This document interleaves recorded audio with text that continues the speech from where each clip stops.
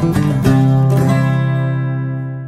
while we're talking about power, we'll go and have a look at our power shed. Well, over here's the power shed, with that yellow thing beside it as the kayak just leaning up against the shed for now. Here we've got some PVC pipes coming in the side of the shed. I don't know if I'll put a few pictures on showing the construction of the shed. I've started to frame out the inside. It's a bit of a mess, but we'll have a look.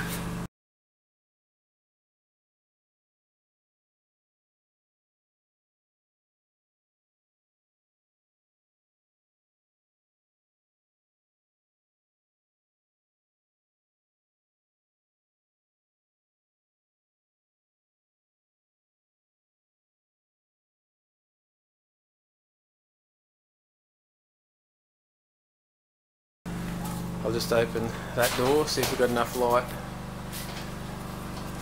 So you can see behind here I have insulated all around the shed, so it's all insulated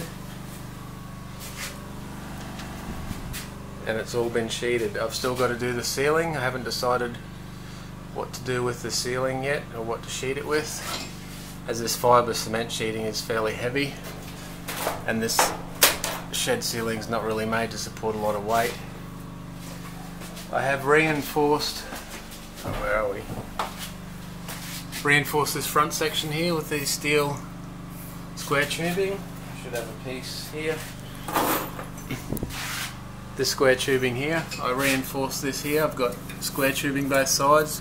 Eventually we'll be cutting a hole in this front panel to put some hot air extraction fans to extract the hot air out, as the inverters and that will be running in here. And this sheet of metal is all that's supporting the roof on this front section. So I thought I'll put some steel supports in there just to compensate for the holes once I put them in. So this side over here, we've started to build some framework. This will actually be the battery housing container, or battery cabinet, and it will be vented to the outside, and there will be a door on that side, on this side of that. So I'm incorporating the batteries and everything in the power shed, but they will be vented to the outside through that wall once that's all completed. This side here we have started to run some wiring.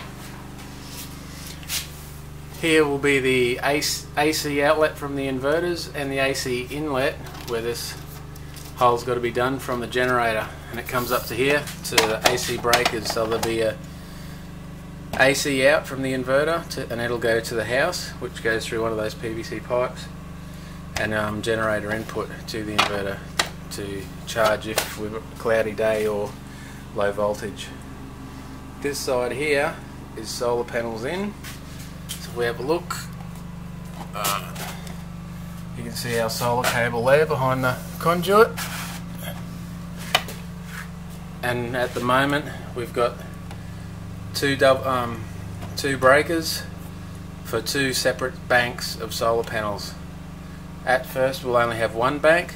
This will be for 2 kilowatts of panels, and the next one will be for 3 kilowatts of panels. And I've made an expansion, I've made it expandable for the future. I've already put the breaker in and had that and wired that up for the second set of panels. At first we'll just be using this single breaker. We've got the wiring in for the two, and we can run wires later on for the other set of breakers. So I've been fairly busy trying to get this all done as well. Looks like at this stage we'll just be getting straight lead acid batteries. We've worked out the cost and efficiencies. Would be better to get lithium ion, but the current price and availability here in Australia is just not affordable, and plus there's a big waiting list. They're just hard to get. So we're just sticking with standard lead acid, not AGM. It'll just be flooded cell, and as long as we get at least 3-4 years out of them, hopefully by then prices will come down on other battery technologies and they will be replaced. But in the meantime we'll just be going with flooded lead acids, which at this stage works out the most efficient and best price. So that's the main problem with being off-grid.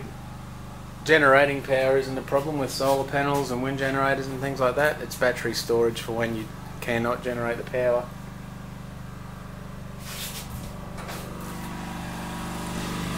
So on the outside we've got our AC outlet and our solar panel inlet to the shed, and we follow this trench across. Here we've got our AC box on the wall, which is not finished yet. Most of the breakers are installed there. We're going to have a meter installed here just to give us an idea of what power consumption, what sort of power we're using. Even though we're not paying for it, we don't need a meter because we're off grid, but that'll just give us an idea of what sort of energy we're using AC wise. And this here, this box is going to be a combination solar panel combiner. This box here is the solar panel combiner and junction box. Well, there's nothing in it at the moment. Once I've got all the equipment and gear for that, we'll run through that box to show you how that works. That used to be the box for the solar charging station, but I took that and mounted it on the wall. Here our solar charging station is just in another plastic box I had lying around. I'll have a quick look inside the set of 3 containers.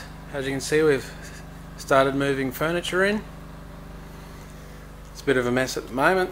We're still in construction mode, and living in the place and building at the same time is a bit of a hassle, but we're getting there.